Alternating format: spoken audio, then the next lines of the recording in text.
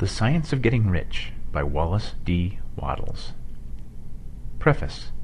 This book is pragmatical, not philosophical. A practical manual, not a treatise upon theories. It is intended for the men and women whose most pressing need is for money, who wish to get rich first and philosophize afterward.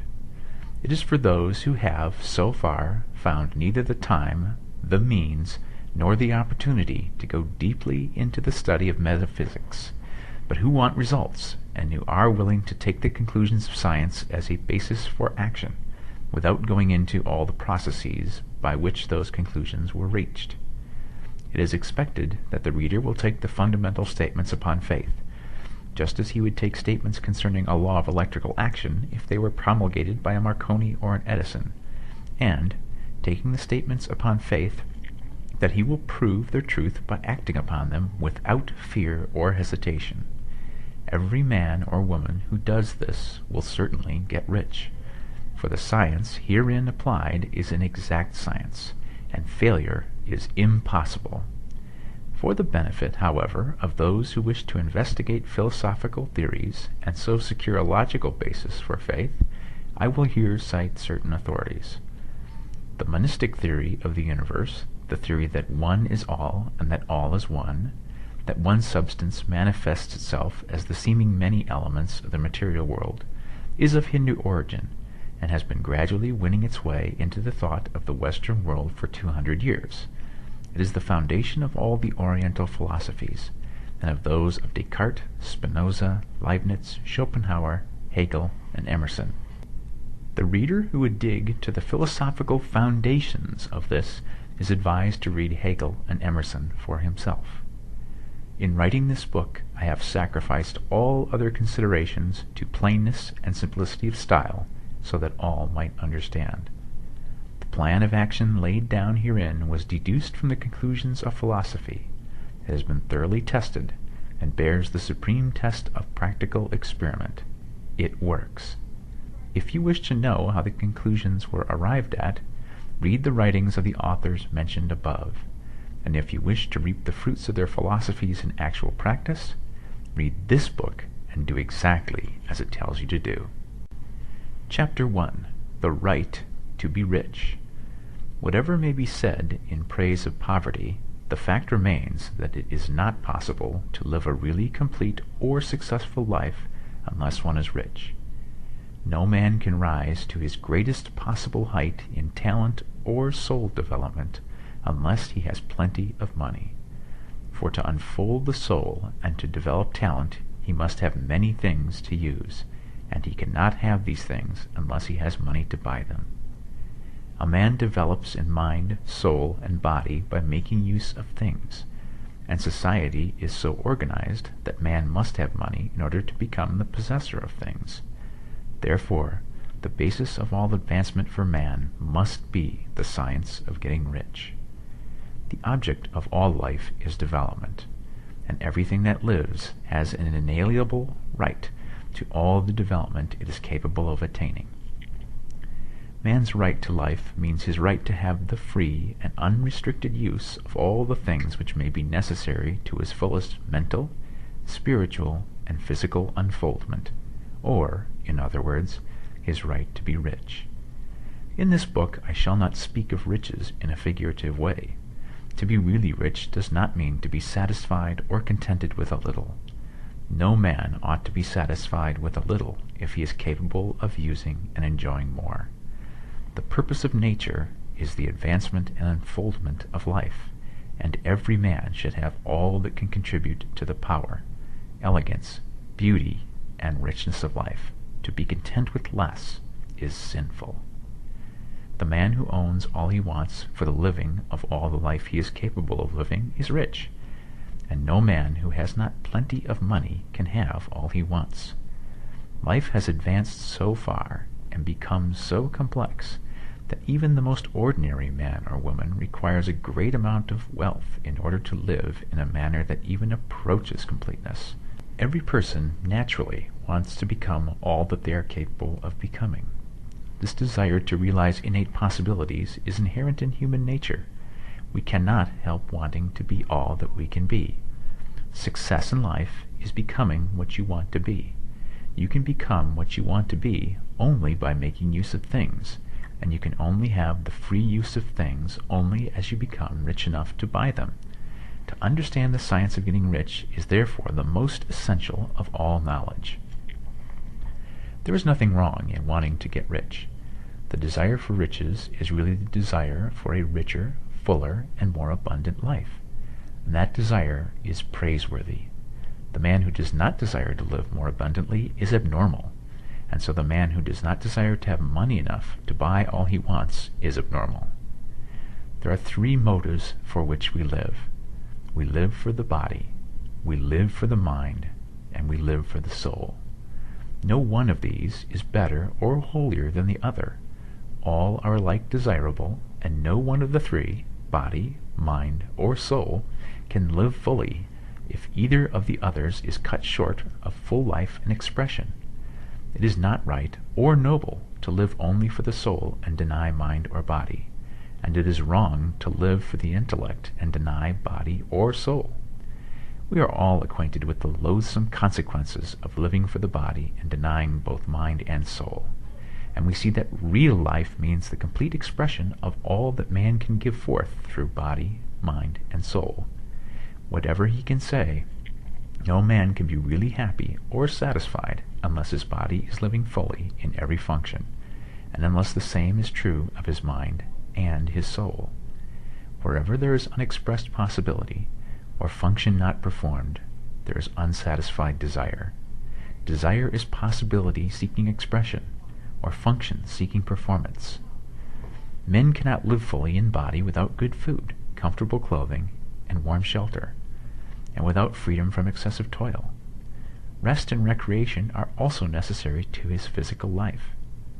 He cannot live fully in mind without books and time to study them, without opportunity for travel and observation, or without intellectual companionship. To live fully in mind, he must have intellectual recreations, and must surround himself with all the objects of art and beauty he is capable of using and appreciating. To live fully in soul, man must have love, and love is denied expression by poverty. A man's highest happiness is found in the bestowal of benefits on those he loves. Love finds its most natural and spontaneous expression in giving. The man who has nothing to give cannot fill his place as husband or father, as a citizen, or as a man. It is in the use of material things that a man finds full life for his body, develops his mind, and unfolds his soul. It is therefore of supreme importance to him that he should be rich. It is perfectly right that you should desire to be rich. If you are a normal man or woman, you cannot help doing so. It is perfectly right that you should give your best attention to the science of getting rich, for it is the noblest and most necessary of all studies. If you neglect this study, you are derelict in your duty to yourself, to God, and humanity, for you can render to God and humanity no greater service than to make the most of yourself. Chapter 2. There is a science of getting rich. There is a science of getting rich, and it is an exact science, like algebra or arithmetic. There are certain laws which govern the process of acquiring riches. Once these laws are learned and obeyed by any man, he will get rich with mathematical certainty. The ownership of money and property comes as a result of doing things in a certain way.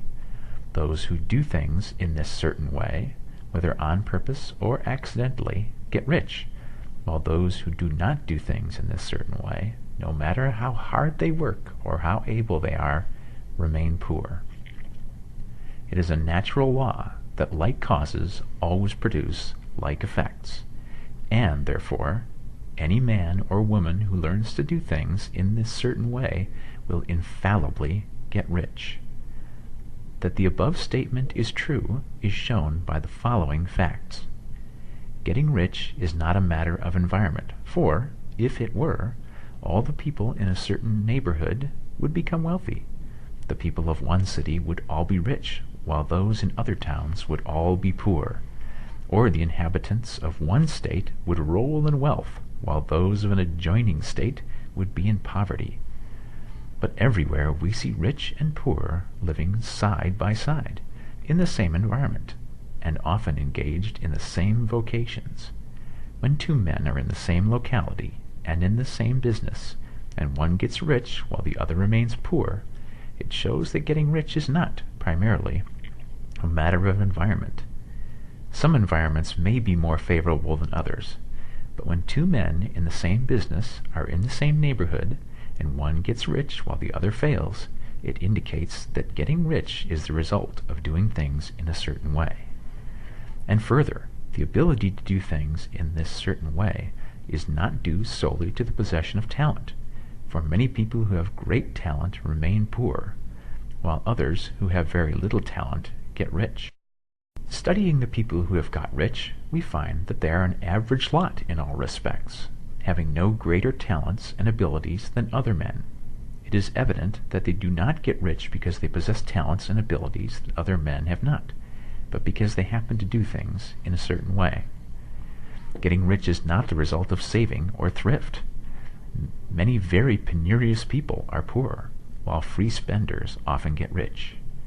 Nor is getting rich due to doing things which others fail to do, for two men in the same business often do almost exactly the same things, and one gets rich while the other remains poor or becomes bankrupt.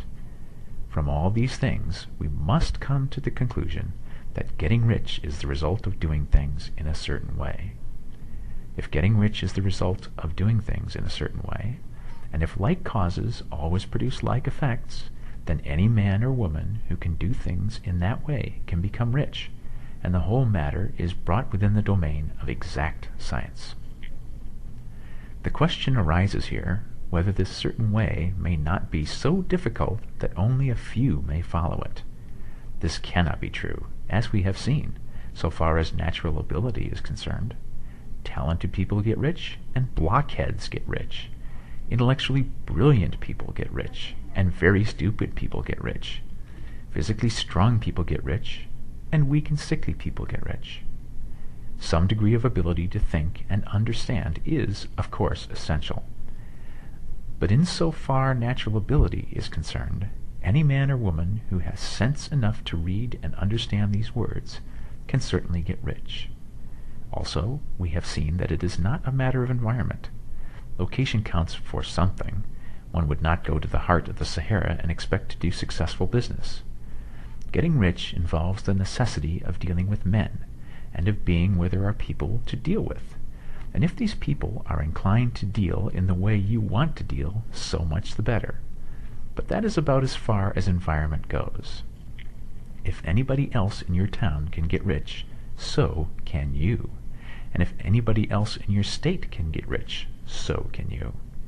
Again, it is not a matter of choosing some particular business or profession.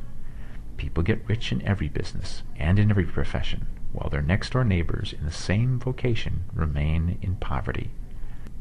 It is true that you will do best in a business which you like, and which is congenial to you. And if you have certain talents which are well developed, you will do best in a business which calls for the exercise of those talents. Also, you will do best in a business which is suited to your locality.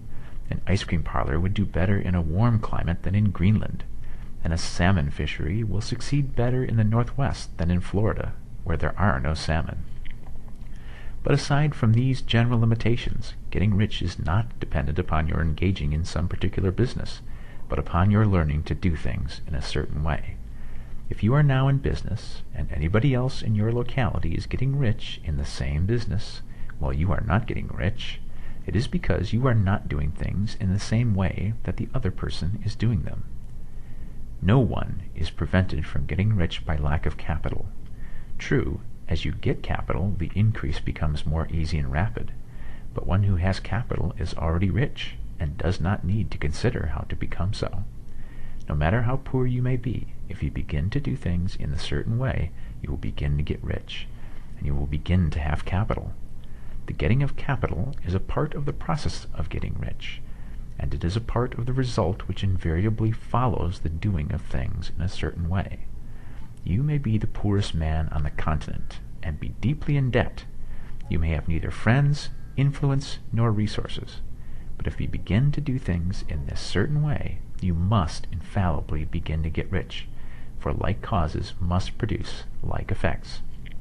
If you have no capital, you can get capital. If you are in the wrong business, you can get into the right business. If you are in the wrong location, you can go to the right location.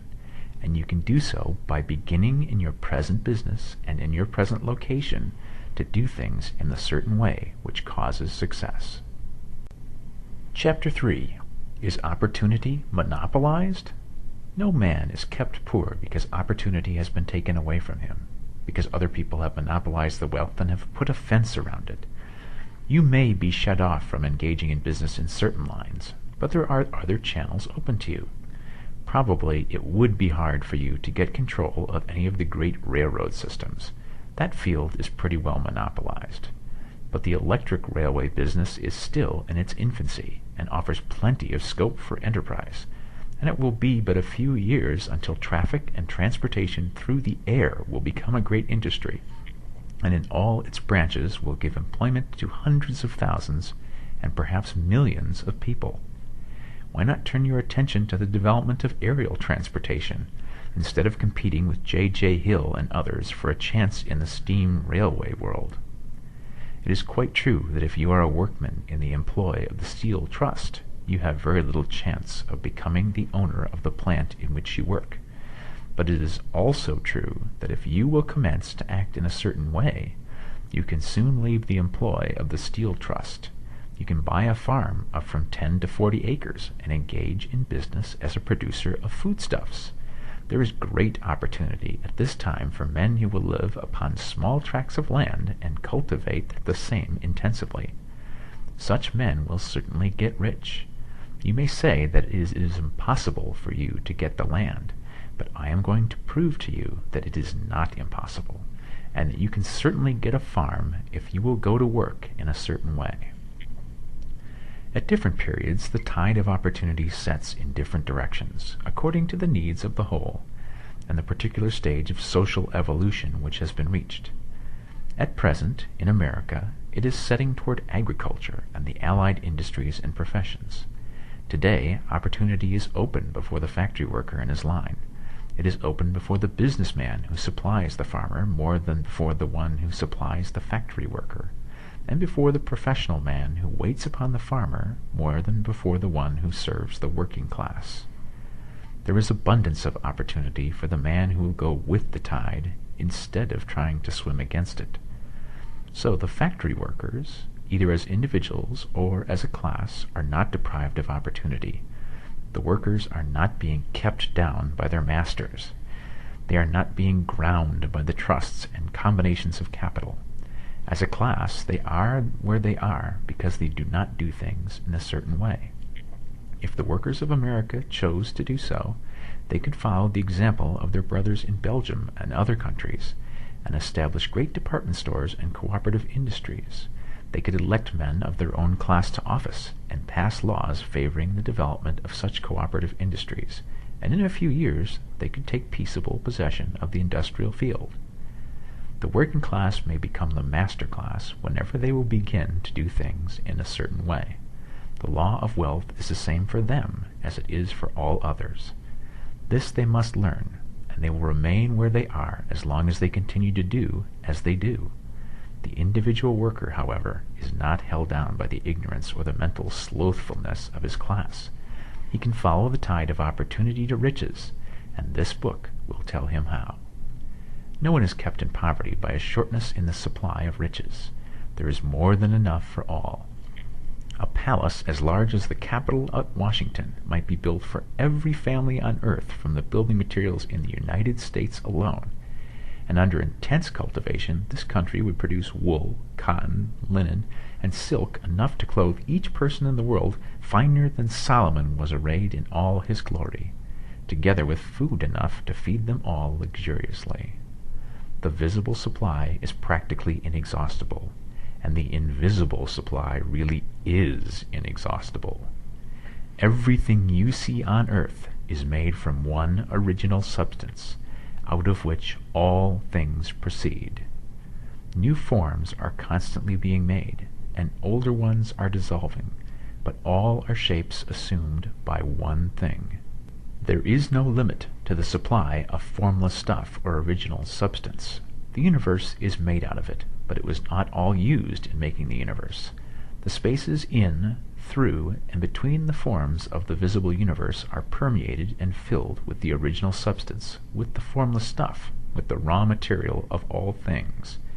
10,000 times as much as has been made might still be made, and even then we should not have exhausted the supply of universal raw material.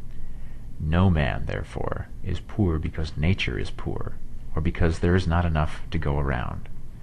Nature is an inexhaustible storehouse of riches. The supply will never run short. Original substance is alive with creative energy and is constantly producing more forms.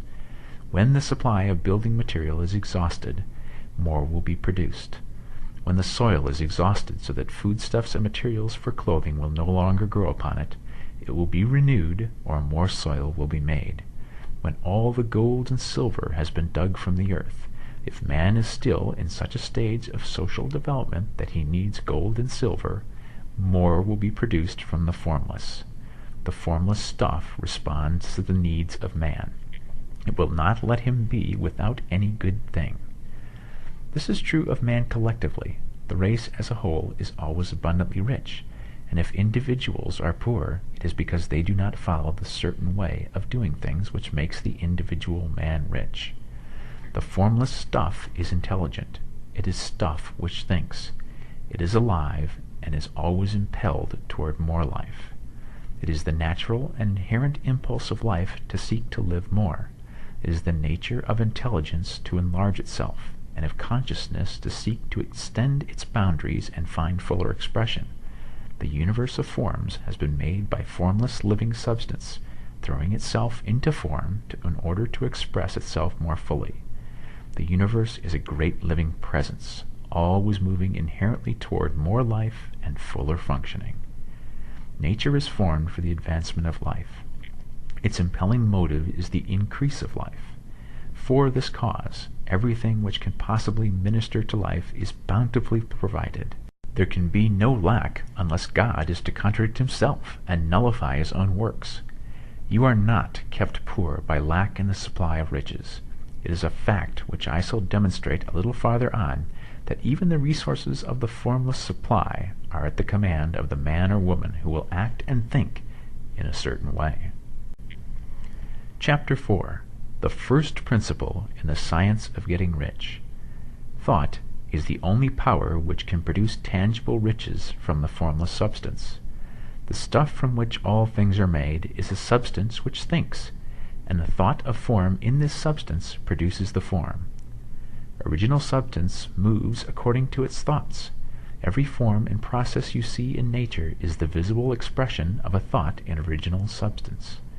As the formless stuff thinks of a form, it takes that form. As it thinks of a motion, it makes that motion. That is the way all things were created. We live in a thought world, which is part of a thought universe. The thought of a moving universe extended throughout formless substance, and the thinking stuff moving according to that thought took the form of systems of planets and maintains that form. Thinking substance takes the form of its thought and moves according to the thought. Holding the idea of a circling system of suns and worlds, it takes the form of those bodies and moves them as it thinks.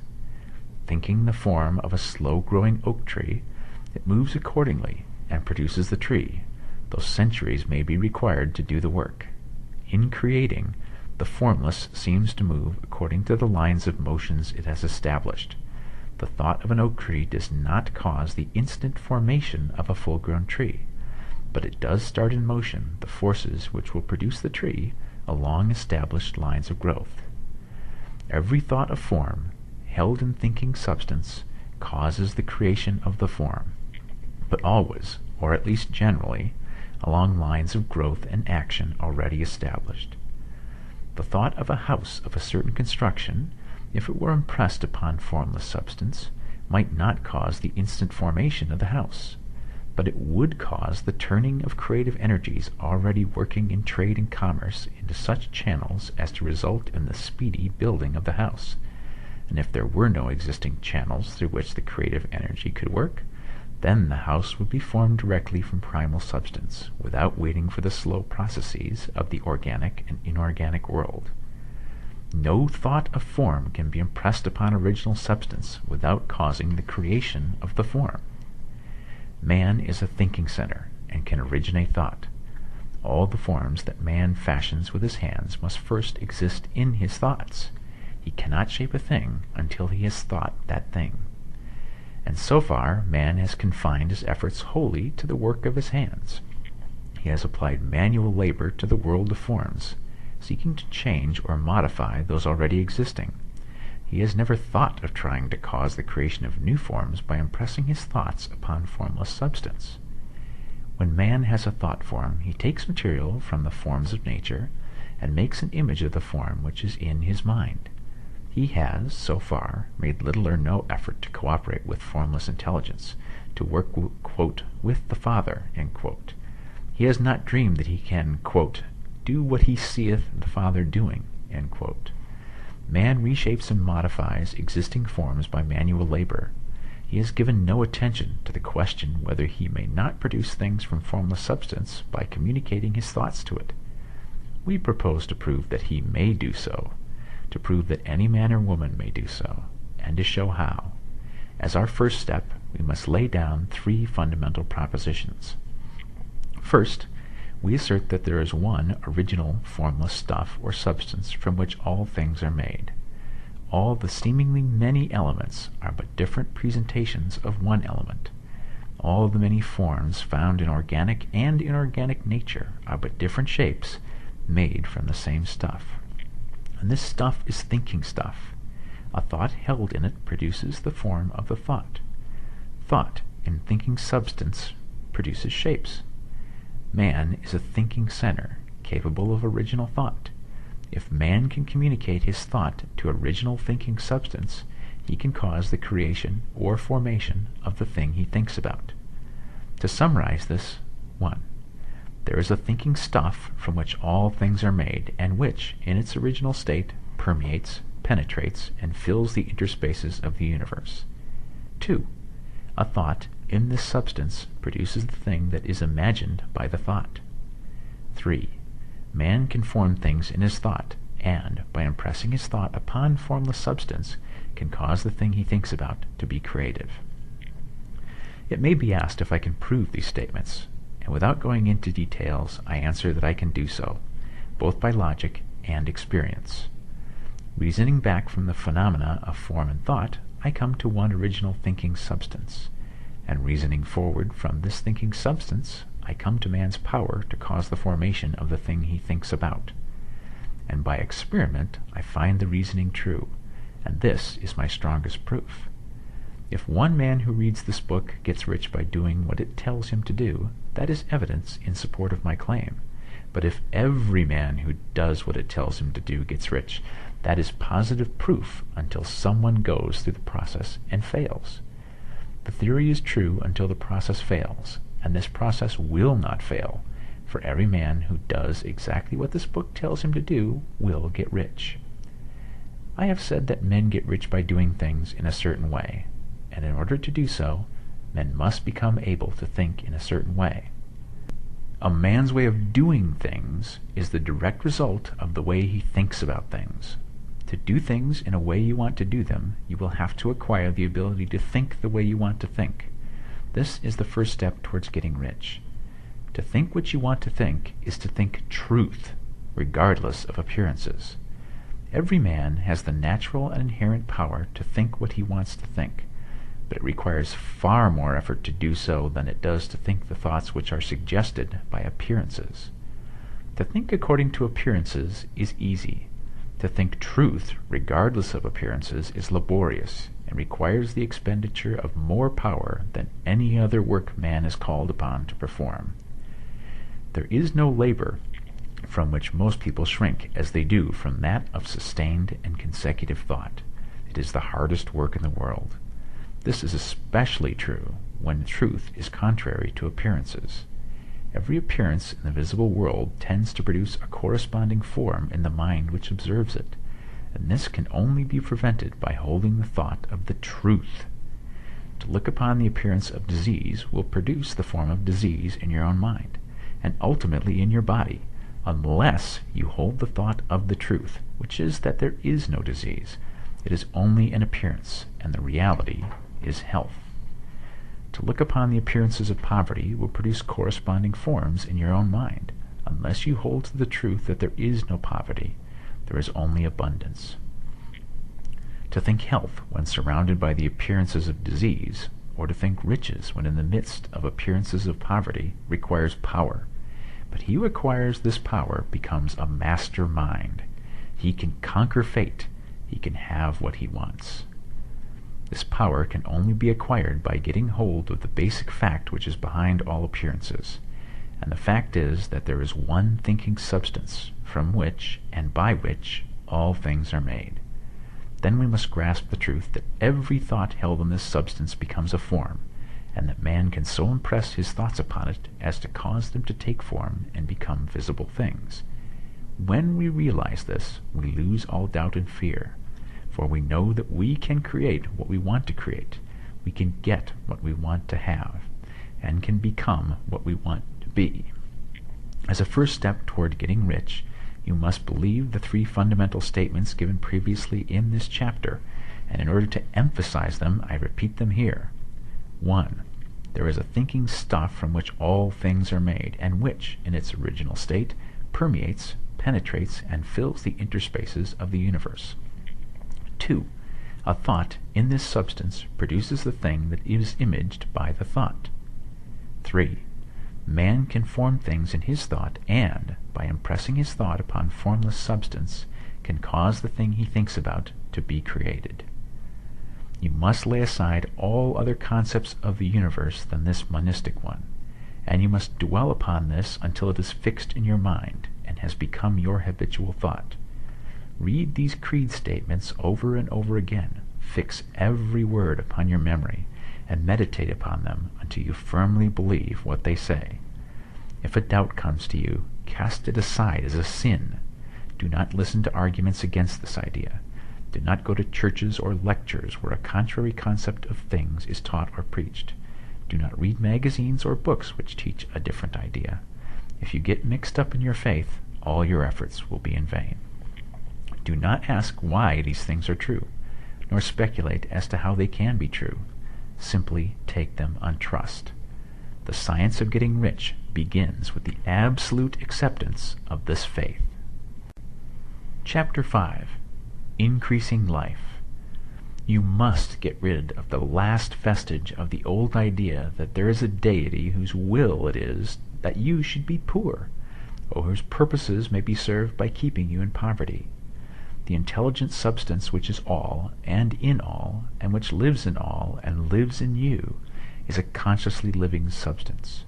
Being a consciously living substance, it must have the nature and inherent desire of every living intelligence for increase of life. Every living thing must continually seek for the enlargement of its life, because life, in the mere act of living, must increase itself. A seed, dropped into the ground, springs into activity, and in the act of living produces 100 more seeds. Life, by living, multiplies itself. It is forever becoming more. It must do so if it continues to be at all. Intelligence is under the same necessity for continuous increase. Every thought we think makes it necessary for us to think another thought. Consciousness is continually expanding. Every fact we learn leads us to the learning of another fact. Knowledge is continually increasing. Every talent we cultivate brings to the mind the desire to cultivate another talent. We are subject to the urge of life, seeking expression, which ever drives us on to know more, to do more, and to be more. In order to know more, do more, and be more, we must have more. We must have things to use, for we learn and do and become only by using things. We must get rich so that we can live more. The desire for riches is simply the capacity for larger life seeking fulfillment. Every desire is the effort of an unexpressed possibility to come into action. It is power seeking to manifest which causes desire. That which makes you want more money is the same as that which makes the plant grow. It is life seeking fuller expression. The one living substance must be subject to this inherent law of all life. It is permeated with the desire to live more. That is why it is under the necessity of creating things. The one substance desires to live more in you. Hence it wants you to have all the things you can use.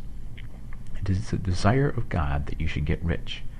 He wants you to get rich because he can express himself better through you if you have plenty of things to use in giving him expression. He can live more in you if you have unlimited command of the means of life. The universe desires you to have everything you want to have. Nature is friendly to your plans. Everything is naturally for you. Make up your mind that this is true. It is essential, however, that your purpose should harmonize with the purpose that is in all. You must want real life, not mere pleasure of sensual gratification. Life is the performance of function, and the individual really lives only when he performs every function, physical, mental, and spiritual, of which he is capable without excess in any. You do not want to get rich in order to live swinishly for the gratification of animal desires. That is not life. But the performance of every physical function is a part of life, and no one lives completely who denies the impulses of the body a normal and healthful expression. You do not want to get rich solely to enjoy mental pleasures, to get knowledge, to gratify ambition, to outshine others, to be famous. All of these are a legitimate part of life, but the man who lives for the pleasures of the intellect alone will only have a partial life, and he will never be satisfied with his lot. You do not want to get rich solely for the good of others, to lose yourself for the salvation of mankind, to experience the joys of philanthropy and sacrifice. The joys of the soul are only a part of life, and they are no better or nobler than any other part. You want to get rich in order that you may eat, drink, and be merry when it is time to do these things, in order that you may surround yourself with beautiful things, see distant lands, feed your mind, and develop your intellect, in order that you may love men and do kind things, and be able to play a good part in helping the world to find truth. But remember that extreme altruism is no better and no nobler than extreme selfishness. Both are mistakes. Get rid of the idea that God wants you to sacrifice yourself to others, and that you can secure his favor by doing so. God requires nothing of the kind. What he wants is that you should make the most of yourself, and for others. And you can help others more by making the most of yourself than in any other way. You can make the most of yourself only by getting rich, so it is right and praiseworthy that you should give your first and best thought to the work of acquiring wealth. Remember, however, that the desire of substance is for all, and its movements must be for more life to all. It cannot be made to work for less life to any, because it is equally in all, seeking riches and life. Intelligent substance will make things for you, but it will not take things away from someone else and give them to you. You must get rid of the thought of competition. You are to create, not to compete for what is already created. You do not have to take anything away from anyone. You do not have to drive sharp bargains. You do not have to cheat or to take advantage. You do not need to let any man work for you for less than he earns. You do not have to covet the property of others or to look at it with wishful eyes. No man has anything of which you cannot have the like, and that without taking what he has away from him. You are to become a creator, not a competitor. You are going to get what you want, but in such a way that when you get it, every other man will have more than he has now. I am aware that there are men who get a vast amount of money by proceeding in direct opposition to the statements in the paragraph above, and may add a word of explanation here. Men of the plutocratic type who become very rich do so sometimes purely by their extraordinary ability on the plane of competition, and sometimes they unconsciously relate themselves to substance in its great purposes and movements for the general racial upbuilding through industrial evolution. Rockefeller, Carnegie, Morgan, and the rest have been the unconscious agents of the supreme in the necessary work of systematizing and organizing productive industry, and in the end, their work will contribute immensely toward increased life for all. Their day is nearly over. They have organized production, and will soon be succeeded by the agents of the multitude who will organize the machinery of distribution. The multimillionaires are like the monster reptiles of the prehistoric eras. They play a necessary part in the evolutionary process, but the same power which produced them will dispose of them, and it is well to bear in mind that they have never been really rich. A record of the private lives of most of this class will show that they have been really the most abject and wretched of the poor. Riches secured on the competitive plane are never satisfactory and permanent. They are yours today, and another's tomorrow. Remember, if you are to become rich in a scientific and certain way, you must rise entirely out of the competitive thought. You must never think for a moment that the supply is limited. Just as soon as you begin to think that all the money is being cornered and controlled by bankers and others, and that you must exert yourself to get laws passed to stop this process and so on, in that moment you drop into the competitive mind, and your power to cause creation is gone for the time being. And what is worse, you will probably arrest the creative movements you have already instituted. Know that there are countless millions of dollars worth of gold in the mountains of the earth not yet brought to light, and know that if it were not, more would be created from thinking substance to supply your needs. Know that the money you need will come, even if it is necessary for 1,000 men to be led to the discovery of new gold mines tomorrow. Never look at the visible. Look always at the limitless riches in formless substance, and know that they are coming to you as fast as you can receive and use them. Nobody, by cornering the visible supply, can prevent you from getting what is yours. So never allow yourself to think for an instant that all the best building spots will be taken before you get ready to build your house, unless you hurry. Never worry about the trusts and combines and get anxious for fear they will soon come to own the whole earth. Never get afraid that you will lose what you want because some other person beats you to it. That cannot possibly happen. You are not seeking anything that is possessed by anybody else. You are causing what you want to be created from formless substance, and the supply is without limits. Stick to the formulated statement. 1. There is a thinking stuff from which all things are made, and which, in its original state, permeates, penetrates, and fills the interspaces of the universe. 2. A thought in this substance produces the thing that is imaged by the thought. 3. Man can form things in his thought, and, by impressing his thought upon formless substance, can cause the thing he thinks about to be created. Chapter 6. How riches come to you. When I say that you do not have to drive sharp bargains, I do not mean that you do not have to drive any bargains at all, or that you are above the necessity for having any dealings with your fellow men. I mean that you will not need to deal with them unfairly.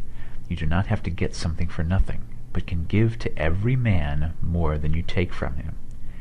You cannot give every man more in cash value than you can take from him, but you can give him more in use value than the cash value of the thing you take from him.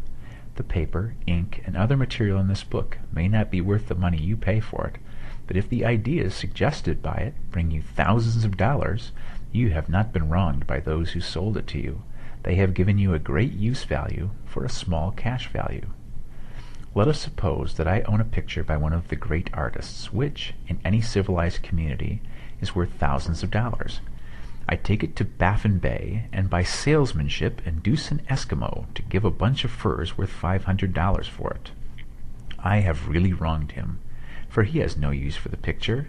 It has no use value to him. It will not add to his life. But suppose I give him a gun worth $50 for his furs. Then he has made a good bargain. He has use for the gun. It will get him many more furs and much food. It will add to his life in every way. It will make him rich.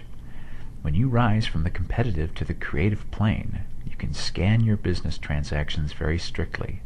And if you are selling any man anything which does not add more to his life than the thing he gave you in exchange, you can afford to stop it. You do not have to beat anybody in business. And if you are in a business which does beat people, get out of it at once. give every man more in use value than you take from him in cash value. Then you are adding to the life of the world by every business transaction.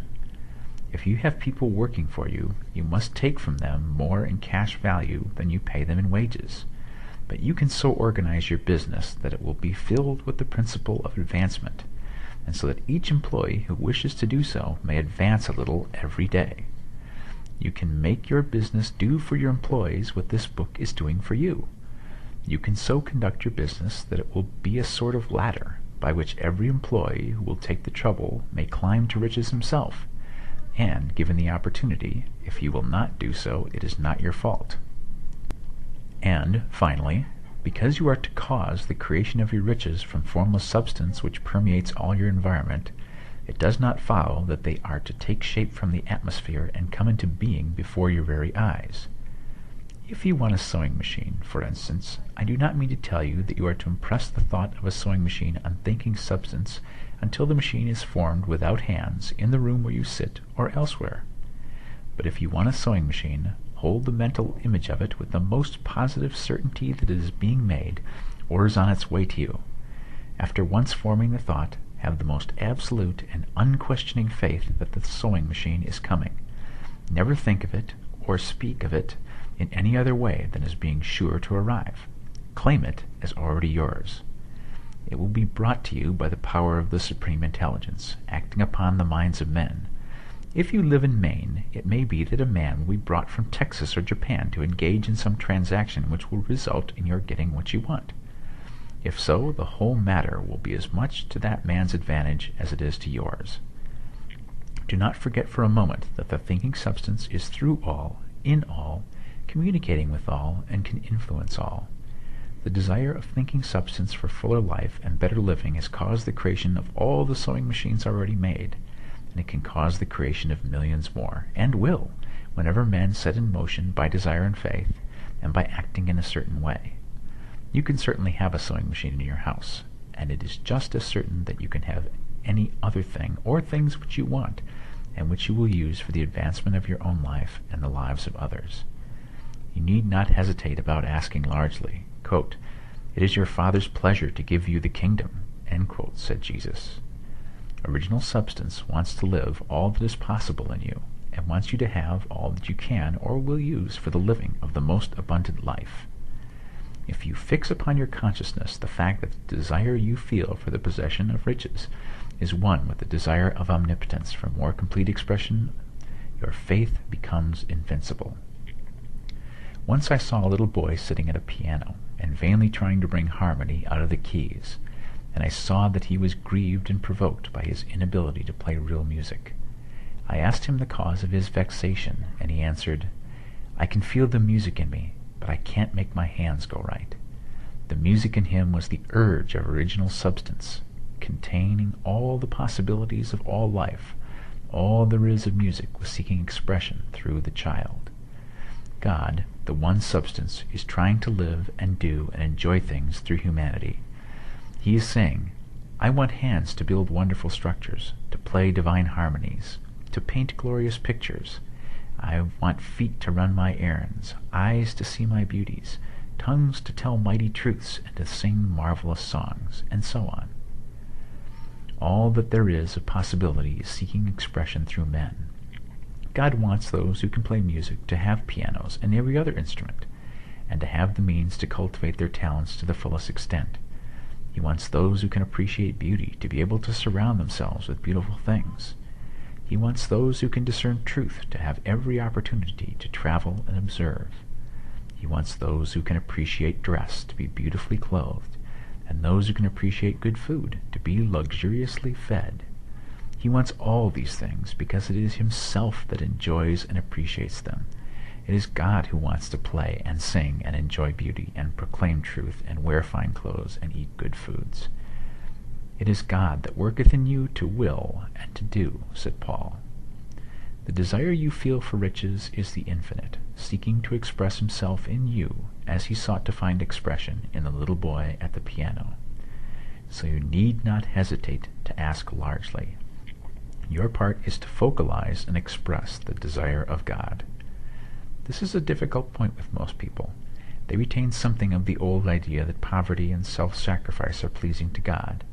They look upon poverty as a part of the plan, a necessity of nature. They have the idea that God has finished his work and made all that he can make, and that the majority of men must stay poor because there is not enough to go around. They hold to so much of this erroneous thought that they feel ashamed to ask for wealth. They try not to want more than a very modest competence, just enough to make them fairly comfortable. I recall now the case of one student who was told that he must get in mind a clear picture of the things he desired, so that the creative thought of them might be impressed on formless substance. He was a very poor man, living in a rented house, and having only what he earned from day to day, and he could not grasp the fact that all wealth was his. So, after thinking the matter over, he decided that he might reasonably ask for a new rug for the floor of his best room, and an anthracite coal stove to heat the house during the winter.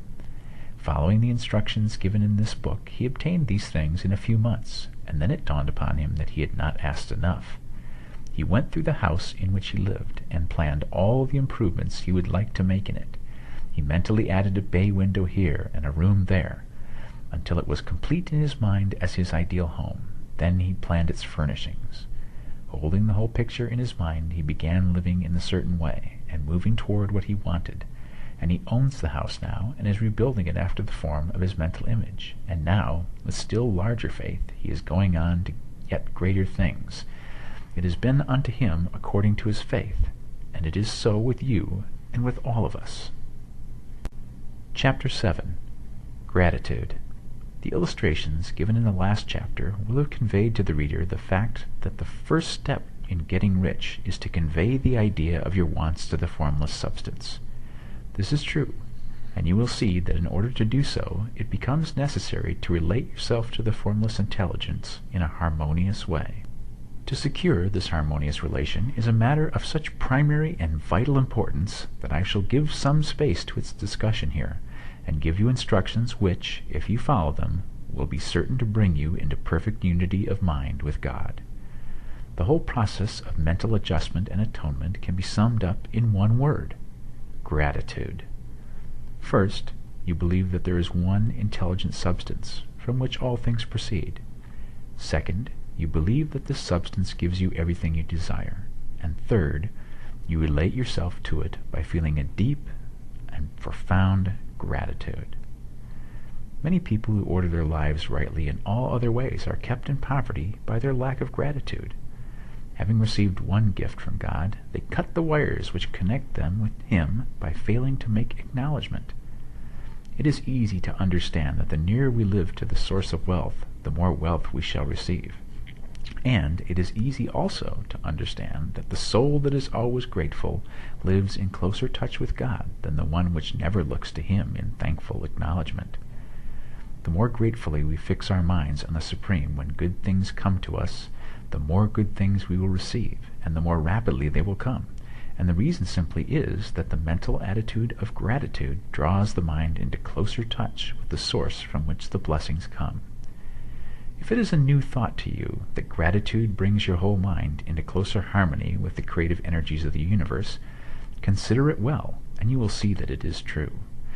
The good things you already have come to you along the line of obedience to certain laws.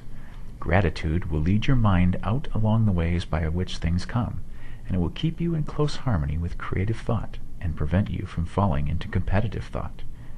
Gratitude alone can keep you looking toward the all, and prevent you from falling into the error of thinking of the supply as limited, and to do that would be fatal to your hopes. There is a law of gratitude, and it is absolutely necessary that you should observe the law if you are to get the results you seek. The law of gratitude is the natural principle that action and reaction are always equal and in opposite directions. The grateful outreaching of your mind in thankful praise to the Supreme is a liberation or expenditure of force. It cannot fail to reach that to which it is addressed, and the reaction is an instantaneous movement towards you. Draw nigh unto God, and He will draw nigh unto you. That is a statement of psychological truth. And if your gratitude is strong and constant, the reaction in formless substance will be strong and continuous. The movement of the things you want will be always towards you. Notice the grateful attitude that Jesus took, how he always seemed to be saying, "I thank thee, Father, that thou hearest me." You cannot exercise much power without gratitude, for it is gratitude that keeps you connected with power. But the value of gratitude does not consist solely in getting you more blessings in the future. Without gratitude, you cannot long keep from dissatisfied thought regarding things as they are. The moment you permit your mind to dwell with dissatisfaction upon things as they are, you begin to lose ground. You fix attention upon the common, the ordinary, the poor, and the squalid and mean, and your mind takes the form of these things. Then you will transmit these forms or mental images to the formless, and the common, the poor, the squalid, and mean will come to you. To permit your mind to dwell upon the inferior is to become inferior and to surround yourself with inferior things. On the other hand, to fix your attention on the best is to surround yourself with the best, and to become the best. The creative power within us makes us into the image of that with which we give our attention. We are thinking substance, and thinking substance always takes the form of that which it thinks about. The grateful mind is constantly fixed upon the best, therefore it tends to become the best. It takes the form or character of the best, and will receive the best. Also, faith is born of gratitude. The grateful mind continually expects good things, and expectation becomes faith. The reaction of gratitude upon one's own mind produces faith, and every outgoing wave of grateful thanksgiving increases faith. He who has no feeling of gratitude cannot long retain a living faith, and without a living faith you cannot get rich by the creative method, as we shall see in the following chapters. It is necessary, then, to cultivate the habit of being grateful for every good thing that comes to you, and to give thanks continuously. And because all things have contributed to your advancement, you should include all things in your gratitude. Do not waste time thinking or talking about the shortcomings or wrong actions of plutocrats or trust magnates. Their organization of the world has made your opportunity. All you get really comes to you because of them. Do not rage against corrupt politicians. If it were not for politicians, we should fall into anarchy, and your opportunity would be greatly lessened. God has worked a long time, and very patiently, to bring us up to where we are in industry and government, and he is going right on with his work. There is not the least doubt that he will do away with plutocrats, trust magnates, captains of industry, and politicians as soon as they can be spared. But in the meantime, behold, they are all very good. Remember that they are all helping to arrange the lines of transmission along which your riches will come to you, and be grateful to them.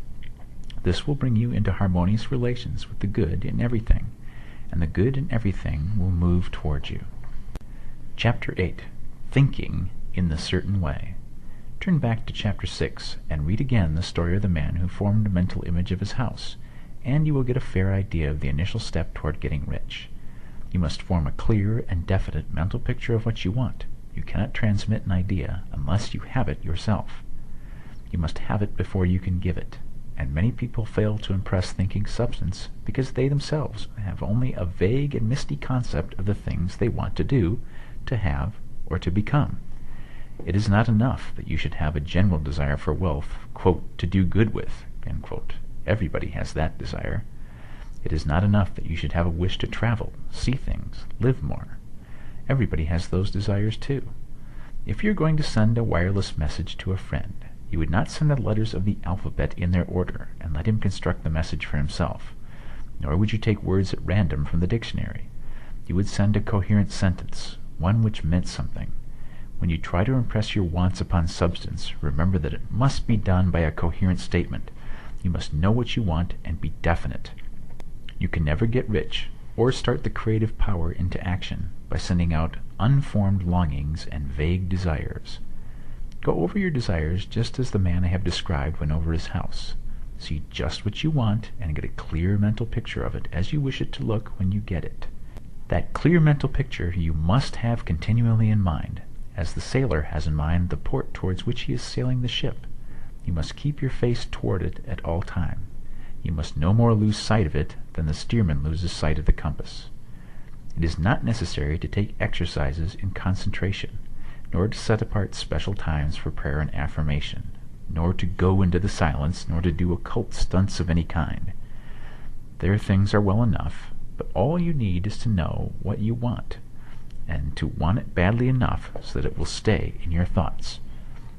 Spend as much of your leisure time as you can in contemplating your picture, but no one needs to take exercises to concentrate his mind on a thing which he really wants. It is the things you do not really care about which require effort to fix your attention upon them. And unless you really want to get rich, so that the desire is strong enough to hold your thoughts directed to the purpose as the magnetic pole holds the needle of the compass, it will hardly be worthwhile for you to try to carry out the instructions given in this book. The methods herein set forth are for people whose desire for riches is strong enough to overcome mental laziness and the love of ease and make them work. The more clear and definite you make your picture then, and the more you dwell upon it, bringing out all its delightful details, the stronger your desire will be. And the stronger your desire, the easier it will be to hold your mind fixed upon the picture of what you want. Something more is necessary, however, than merely to see the picture clearly. If that is all you do, you are only a dreamer, and will have little or no power for accomplishment. Behind your clear vision must be the purpose to realize it, to bring it out into tangible expression. And behind this purpose must be an invincible and unwavering faith that the thing is already yours, that it is at hand, and you have only to take possession of it. Live in the new house mentally, until it takes form around you physically. In the mental realm, enter at once into full enjoyment of the things you want. Whatsoever things ye ask for when ye pray, believe that ye receive them, and ye shall have them, said Jesus. See the things you want as if they were actually around you all the time. See yourself as owning and using them. Make use of them in imagination just as you will use them when they are your tangible possessions. Dwell upon your mental picture until it is clear and distinct, and then take the mental attitude of ownership towards everything in that picture. Take possession of it in mind, in the full faith that it is actually yours. Hold to this mental ownership. Do not waver for an instant in the faith that it is real. And remember what was said in a preceding chapter about gratitude. Be as thankful for it all the time as you expect to be when it has taken form. The man who can sincerely thank God for the things which as yet he owns only in imagination has real faith. He will get rich. He will cause the creation of whatsoever he wants. You do not need to pray repeatedly for things you want. It is not necessary to tell God about it every day. Use not vain repetitions, as the heathen do, said Jesus to his pupils, for your Father knoweth that ye have needs of these things before ye ask him. Your part is to intelligently formulate your desire for the things which make for a larger life, and to get these desires arranged in a coherent whole, and then to impress this whole desire upon the formless substance which has the power and the will to bring you what you want. You do not make this impression by repeating strings of words. You make it by holding the vision with unshakable purpose to attain it, and with steadfast faith that you do attain it. The answer to prayer is not according to your faith while you are talking, but according to your faith while you are working. You cannot impress the mind of God by having a special Sabbath day set apart to tell him what you want, and forgetting him during the rest of the week.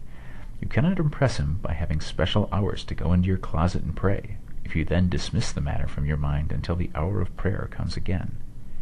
Oral prayer is well enough, and has its effect, especially upon you, in clarifying your vision and strengthening your faith.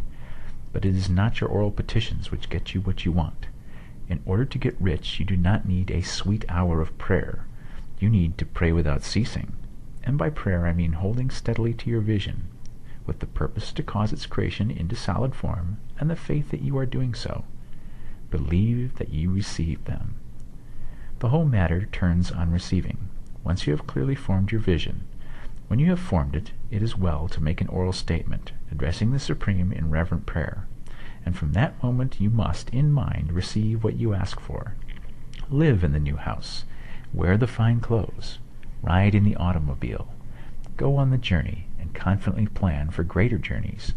Think and speak of all the things you have asked for in terms of actual present ownership. Imagine an environment and a financial condition exactly as you want them, and live all the time in that imaginary environment and financial condition. Mind, however, that you do not do this as a mere dreamer and castle builder. Hold to the faith that the imaginary is being realized, and to the purpose to realize it. Remember that it is faith and purpose in the use of the imagination which make the difference between the scientist and the dreamer.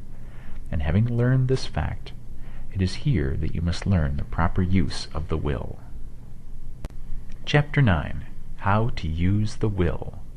To set about getting rich in a scientific way, you do not try to apply your will power to anything outside of yourself. You have no right to do so, anyway.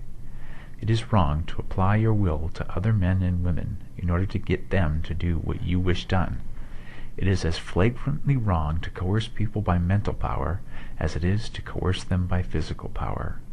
If compelling people by physical force to do things for you reduces them to slavery, compelling them by mental means accomplishes exactly the same thing. The only difference is in methods. If taking things from people by physical force is robbery, then taking things by mental force is robbery too. There is no difference in principle. You have no right to use your willpower upon another person, even for his own good, for you do not know what is for his good. The science of getting rich does not require you to apply power or force to any other person in any way whatsoever. There is not the slightest necessity for doing so. Indeed, any attempt to use your will upon others will only tend to defeat your purpose. You do not need to apply your will to things in order to compel them to come to you. That would simply be trying to coerce God, and would be foolish and useless, as well as irreverent. You do not have to compel God to give you good things, any more than you have to use your willpower to make the sun rise. You do not have to use your willpower to conquer an unfriendly deity, or to make stubborn and rebellious forces do your bidding. Substance is friendly to you, and is more anxious to give you what you want than you are to get it. To get rich, you need only use your willpower upon yourself. When you know what to think and do, then you must use your will to compel yourself to think and do the right things. That is the legitimate use of the will in getting what you want, to use it in holding yourself to the right course. Use your will to keep yourself thinking and acting in a certain way. Do not try to project your will, or your thoughts, or your mind out into space to act on things or people. Keep your mind at home. It can accomplish more there than elsewhere. Use your mind to form a mental image of what you want, and to hold that vision with faith and purpose, and use your will to keep your mind working in the right way. The more steady and continuous your faith and purpose, the more rapidly you will get rich, because you will make only positive impressions upon substance, and you will not neutralize or offset them by negative impressions. The picture of your desires, held with faith and purpose, is taken up by the formless and permeates it to great distances throughout the universe, for all I know. As this impression spreads, all things are set moving toward its realization. Every living thing, every inanimate thing, and the things yet uncreated are stirred toward bringing into being that which you want. All force begins to be exerted in that direction. All things begin to move toward you. The minds of people everywhere are influenced towards doing the thing necessary to the fulfilling of your desires, and they work for you unconsciously. But you can check all this by starting a negative impression in the formless substance. Doubt or unbelief is as certain to start a movement away from you as faith and purpose are to start one toward you. It is by not understanding this that most people who try to make use of mental science in getting rich make their failure. Every hour and moment you spend in giving heed to doubts and fears, every hour you spend in worry, every hour in which your soul is possessed by unbelief, sets a current away from you in the whole domain of intelligent substance. All the promises are unto them that believe, and unto them only. Notice how insistent Jesus was upon this point of belief, and now you know the reason why. Since belief is all important, it behooves you to guard your thoughts, and as your beliefs will be shaped to a very great extent by the things you observe and think about, it is important that you should command your attention. And here the will comes into use, for it is by your will that you will determine upon what things your attention shall be fixed. If you want to become rich, You must not make a study of poverty. Things are not brought into being by thinking about their opposites. Health is never attained by studying disease and thinking about disease. Righteousness is not to be promoted by studying sin and thinking about sin. And no one ever got rich by studying poverty and thinking about poverty. Medicine as a science of disease has increased disease. Religion as a science of sin has promoted sin. And economics as a study of poverty will fill the world with wretchedness and want. Do not talk about poverty. Do not investigate it, or concern yourself with it. Never mind what its causes are. You have nothing to do with them. What concerns you is the cure. Do not spend your time in charitable work, or charity movements. All charity only tends to perpetuate the wretchedness it aims to eradicate. I do not say that you should be hard-hearted or unkind, and refuse to hear the cry of need. But you must not try to eradicate poverty in any of the conventional ways. Put poverty behind you, and put all that pertains to it behind you, and make good. Get rich. That is the best way you can help the poor. And you cannot hold the mental image which is to make you rich if you fill your mind with pictures of poverty. Do not read books or papers which give circumstantial accounts of the wretchedness of the tenement dwellers, of the horrors of child labor, and so on. Do not read anything which fills your mind with gloomy images of want and suffering. You cannot help the poor in the least by knowing about these things, and the widespread knowledge of them does not tend at all to do away with poverty. What tends to do away with poverty is not the getting of pictures of poverty into your mind, but getting pictures of wealth into the minds of the poor. You are not deserting the poor in their misery when you refuse to allow your mind to be filled with pictures of that misery. Poverty can be done away with, not by increasing the number of well-to-do people who think about poverty, but by increasing the number of poor people who purpose with faith to get rich. The poor do not need charity. They need inspiration. Charity only sends them a loaf of bread to keep them alive in their wretchedness, or gives them an entertainment to make them forget for an hour or two. But inspiration will cause them to rise out of their misery. If you want to help the poor, demonstrate to them that they can become rich. Prove it by getting rich yourself. The only way in which poverty will ever be banished from this world is by getting a large and constantly increasing number of people to practice the teachings of this book. People must be taught to become rich by creation, not by competition. Every man who becomes rich by competition throws down behind him the ladder by which he rises, and keeps others down. But every man who gets rich by creation opens a way for thousands to follow him, and inspires them to do so. You are not showing hardness of heart or an unfeeling disposition when you refuse to pity poverty, see poverty, read about poverty, or think or talk about it, or to listen to those who do talk about it. Use your willpower to keep your mind off the subject of poverty, and to keep it fixed with faith and purpose on the vision of what you want.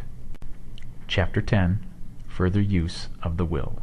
You cannot retain a true and clear vision of wealth if you are constantly turning your attention to opposing pictures, whether they be external or imagery. Do not tell of your past troubles of a financial nature, if you have had them. Do not think of them at all. Do not tell of the poverty of your parents or the hardships of your early life. To do any of these things is to mentally class yourself with the poor for the time being, and it will certainly check the movement of things in your direction. Let the dead bury their dead, as Jesus said. Put poverty and all things that pertain to poverty completely behind you. You have accepted a certain theory of the universe as being correct, and are resting all your hopes of happiness on its being correct. And what can you gain by giving heed to conflicting theories? Do not read religious books which tell you that the world is soon coming to an end, and do not read the writings of muckrakers and pessimistic philosophers who tell you that it is going to the devil. The world is not going to the devil. It is going to God. It is wonderful becoming. True, there may be a good many things in existing conditions which are disagreeable, but what is the use of studying them when they are certainly passing away, and when the study of them only tends to check their passing and keep them with us?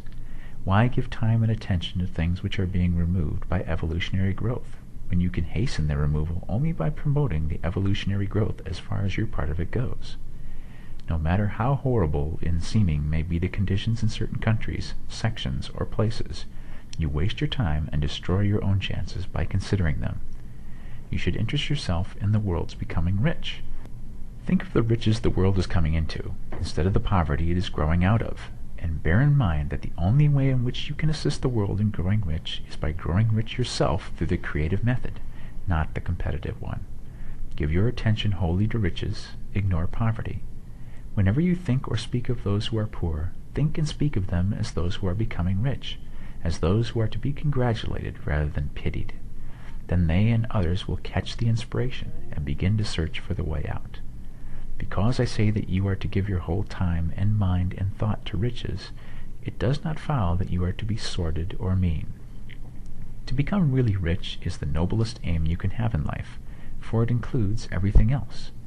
On the competitive plane, the struggle to get rich is a godless scramble for power over other men. But when we come into the creative mind, all this is changed. All that is possible in the way of greatness and soul unfoldment, of service and lofty endeavor, comes by way of getting rich. All is made possible by the use of things. If you lack for physical health, you will find that the attainment of it is conditional on your getting rich.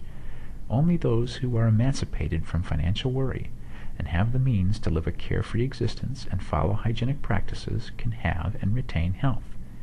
Moral and spiritual greatness is possible only to those who are above the competitive battle for existence, and only those who are becoming rich on the plane of creative thought are free from the degrading influence of competition. If your heart is set on domestic happiness, remember that love flourishes best where there is refinement, a high level of thought, and freedom from corrupting influences. And these are to be found only where riches are attained by the exercise of creative thought, without strife or rivalry.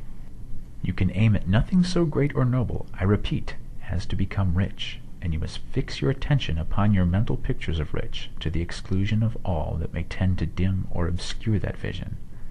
You must learn to see the underlying truth in all things. You must see beneath all seemingly wrong conditions the great one life ever moving forward towards fuller expression and more complete happiness.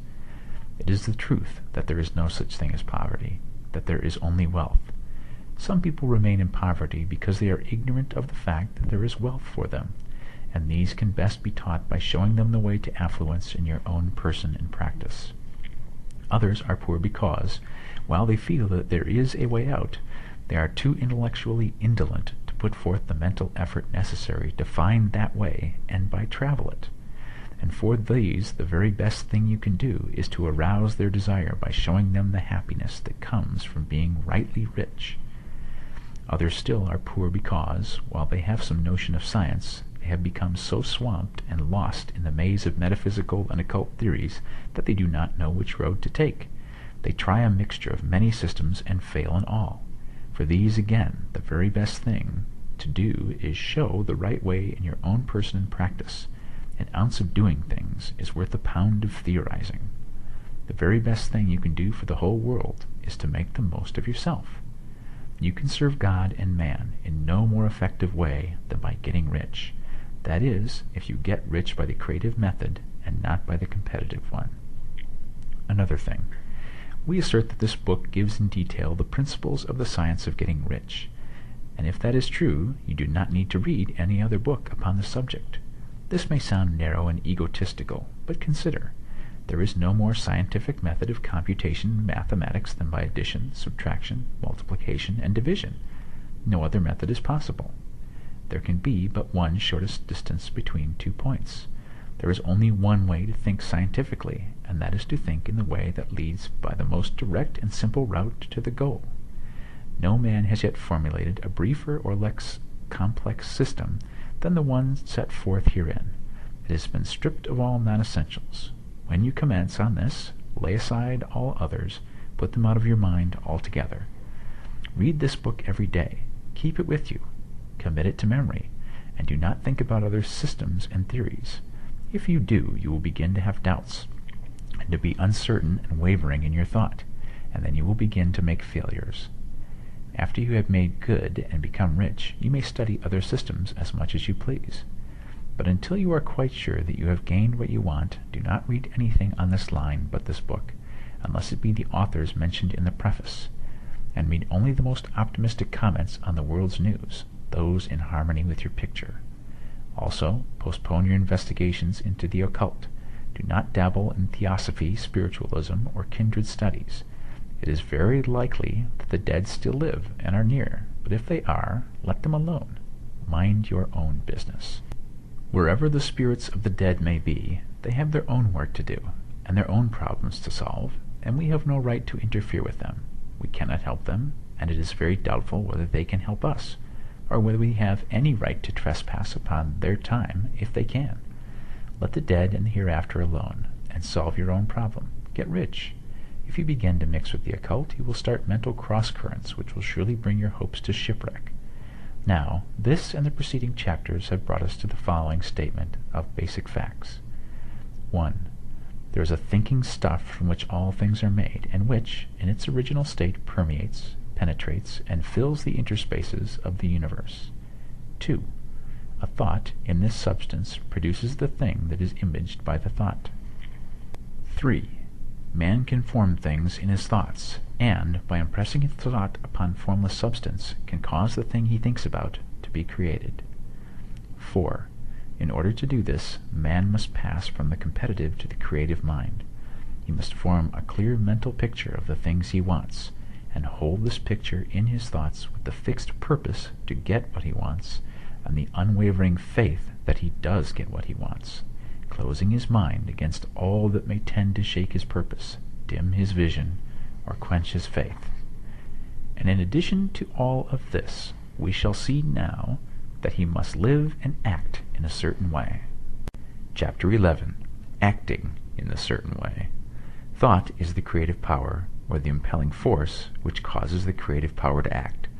Thinking in a certain way will bring riches to you, but you must not rely upon thought alone, paying no attention to personal action. That is the rock upon which many otherwise scientific metaphysical thinkers meet shipwreck, the failure to connect thought with personal action. We have not yet reached the stage of development, even supposing such a stage to be possible, in which man can create directly from formless substance without nature's processes or the work of human hands. Man must not only think, but his personal action must supplement his thought. By thought you can cause the gold in the hearts of the mountains to be impelled towards you, but it will not mine itself, refine itself, coin itself into double eagles, or come rolling along the roads seeking its way into your pocket. Under the impelling power of the Supreme Spirit, men's affairs will be so ordered that someone will be led to mine the gold for you. Other men's business transactions will be so directed that the gold will be brought towards you, and you must so arrange your own business affairs that you may be able to receive it when it comes to you. Your thought makes all things, animate and inanimate, work to bring you what you want, but your personal activity must be such that you can rightly receive what you want when it reaches you. You are not to take it as charity, nor to steal it. You must give every man more in use value than he gives you in cash value. The scientific use of thought consists in forming a clear and distinct mental image of what you want, in holding fast to the purpose to get what you want, and in realizing with grateful faith that you do get what you want. Do not try to project your thought in any mysterious or occult way, with the idea of having it go out and do things for you. That is wasted effort, and will weaken your power to think with sanity. The action of thought in getting rich is fully explained in the preceding chapters. Your faith and purpose positively impress your vision upon formless substance, which has the same desire for more life that you have. And this vision, received from you, sets all the creative forces at work in and through their regular channels of action, but directed toward you. It is not your part to guide or supervise the creative process. All you have to do with that is to retain your vision, stick to your purpose, and maintain your faith and gratitude. But you must act in a certain way, so that you can appropriate what is yours when it comes to you, so that you can meet the things you have in your picture, and put them in their proper places as they arrive. You can really see the truth of this.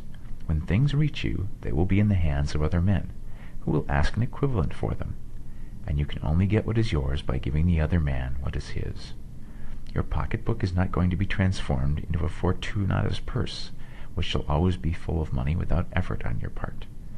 This is the crucial point in the science of getting rich, right here, where thought and personal action must be combined. There are very many people who, consciously or unconsciously, set the creative forces in action by the strength and persistence of their desires, but who remain poor because they do not provide for the reception of the thing they want when it comes. By thought, the thing you want is brought to you. By action, you receive it. Whatever your action is to be, it is evident that you must act now. You cannot act in the past, and it is essential to the clearness of your mental vision that you dismiss the past from your mind. You cannot act in the future, for the future is not here yet, and you cannot tell how you will want to act in any future contingency until that contingency has arrived. Because you are not in the right business or the right environment now, do not think you must postpone action until you get into the right business or environment, and do not spend time in the present taking thought as to the best course in possible future emergencies. Have faith in your ability to meet any emergency when it arrives. If you act in the present with your mind on the future, your present action will be with a divided mind and will not be effective. Put your whole mind into present action. Do not give your creative impulses to original substance and then sit down and wait for results. If you do, you will never get them. Act now. There is never any time but now, and there never will be any time but now. If you are ever going to begin to make ready for the reception of what you want, you must begin now. And your action, whatever it is, must most likely be in your present business or employment, and must be upon the persons and things in your present environment. You cannot act where you are not. You cannot act where you have been. And you cannot act where you are going to be. You can act only where you are. Do not bother as to whether yesterday's work was well done or ill done. Do today's work well. Do not try to do tomorrow's work now. There will be plenty of time to do that when you get to it. Do not try, by occult or mystical means, to act on people or things that are out of your reach. Do not wait for a change of environment before you act. Get a change of environment by action. You can so act upon the environment in which you are now as to cause yourself to be transferred to a better environment. Hold with faith and purpose the vision of yourself in the better environment, but act upon your present environment with all your heart, and with all your strength, and with all your mind. Do not spend any time in daydreaming or castle building. Hold to the one vision of what you want, and act now. Do not cast about seeking some new thing to do, or some strange, unusual, or remarkable action to perform as a first step toward getting rich. It is probable that your actions, at least for some time to come, will be those you have been performing for some time past. But you are to begin now to perform these actions in a certain way, which will surely make you rich. If you are engaging in some business and feel that it is not the right one for you, do not wait until you get into the right business before you begin to act. Do not feel discouraged or sit down and lament because you are misplaced. No man was ever so misplaced but that he could not find the right place, and no man ever became so involved in the wrong business but that he could not get into the right business. Hold the vision of yourself in the right business, with the purpose to get into it, and the faith that you will get into it, and are getting into it, but act in your present business. Use your present business as the means of getting a better one, and use your present environment as a means of getting into a better one. Your vision of the right business, if held with faith and purpose, will cause the Supreme to move the right business towards you, and your action, if performed in a certain way, will cause you to move toward the business. If you are an employee or wage earner and feel that you must change places in order to get what you want, do not project your thought into space and rely upon it to get you another job. It will probably fail to do so. Hold the vision of yourself in the job you want while you act with faith and purpose on the job you have, and you will certainly get the job you want. Your vision and faith will set the creative force in motion to bring it toward you, and your action will cause the forces in your own environment to move you towards the place you want. In closing this chapter, we will add another statement to our syllabus. 1. There is a thinking stuff from which all things are made, and which, in its original state, permeates, penetrates, and fills the interspaces of the universe. 2.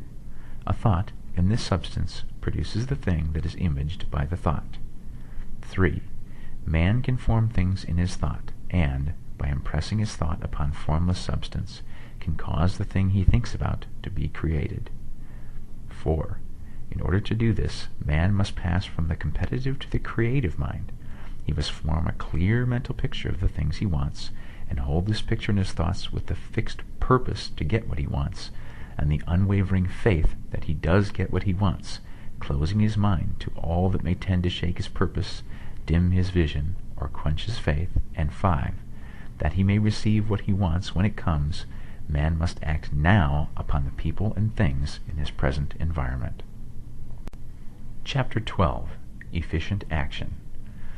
You must use your thought as directed in previous chapters, and begin to do what you can do where you are, and you must do all that you can do where you are.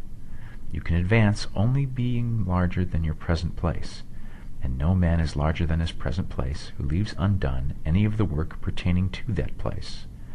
The world is advanced only by those who more than fill their present places. If no man quite filled his present place, you can see that there must be a going backward in everything. Those who do not quite fill their present places are dead weight upon society, government, commerce, and industry.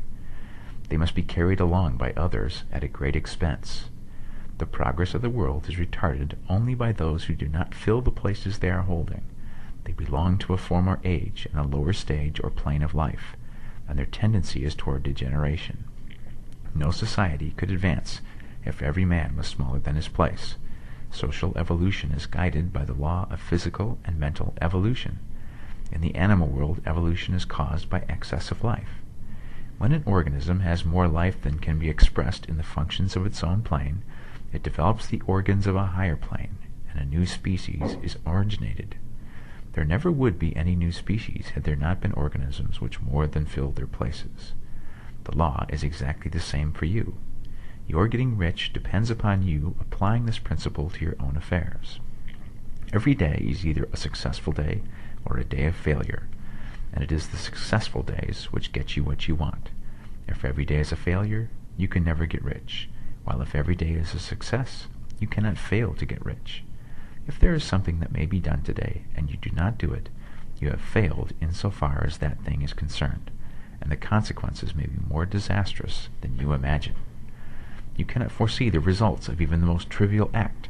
You do not know the workings of all the forces that have been set moving in your behalf. Much may be depending on your doing some simple act. It may be the very thing which is to open the door of opportunity to very great possibilities. You can never know all the combinations which supreme intelligence is making for you in the world of things and of human affairs. Your neglect or failure to do some small thing may cause a long delay in getting what you want. Do, every day, all that can be done that day. There is, however, a limitation or qualification of the above that you must take into account. You are not to overwork, nor to rush blindly into your business in the effort to do the greatest possible number of things in the shortest possible time. You are not to try to do tomorrow's work today, nor to do a week's work in a day. It is really not the number of things you do, but the efficiency of each separate act that counts. Every act is, in itself, either a success or a failure. Every act is, in itself, either effective or inefficient.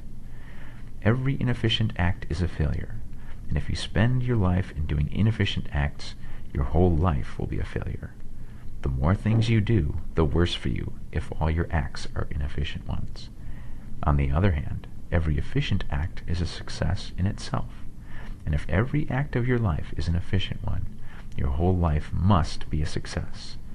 The cause of failure is doing too many things in an inefficient manner and not doing enough things in an efficient manner.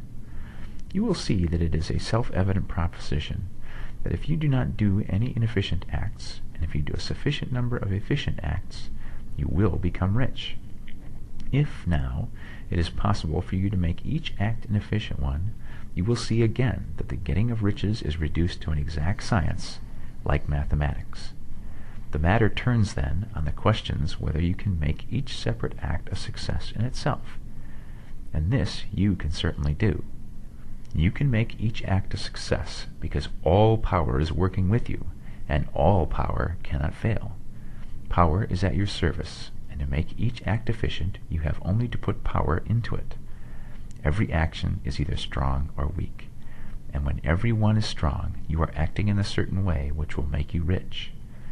Every act can be made strong and efficient by holding your vision while you are doing it, and putting the whole power of your faith and purpose into it. It is at this point that the people who fail who separate mental power from personal action. They use the power of mind in one place and at one time, and they act in another place and at another time.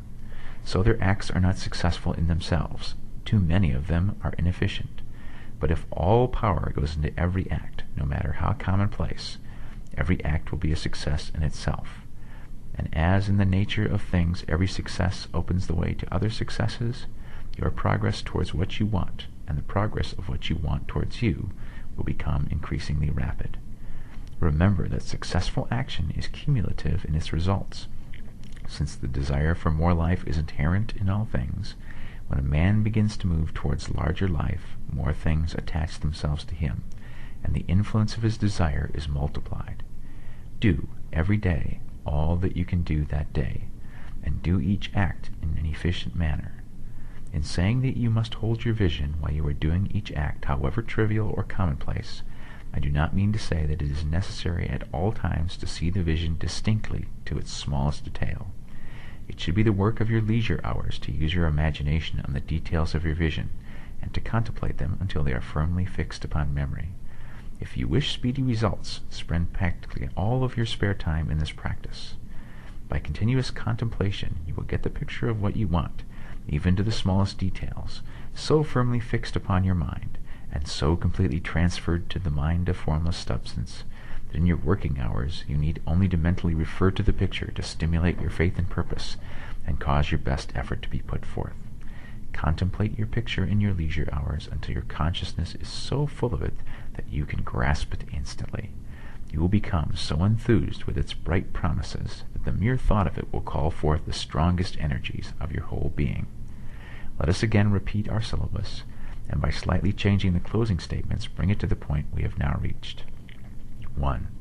There is a thinking stuff from which all things are made, and which, in its original state, permeates, penetrates, and fills the interspaces of the universe. 2.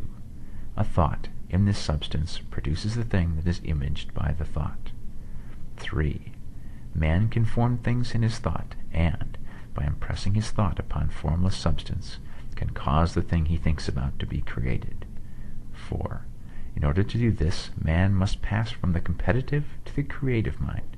He must form a clear mental picture of the things he wants, and do, with faith and purpose, all that can be done each day, doing each separate thing in an efficient manner. Chapter 13. Getting into the right business. Success in any particular business depends, for one thing, upon your possessing, in a well-developed state, the faculties required in that business. Without good musical faculty, no one can succeed as a teacher of music. Without well-developed mechanical faculties, no one can achieve great success in any of the mechanical trades. Without tact and the commercial faculties, no one can succeed in mercantile pursuits. But to possess, in a well-developed state, the faculties required in your particular vocation does not ensure getting rich. There are musicians who have remarkable talent, and who yet remain poor.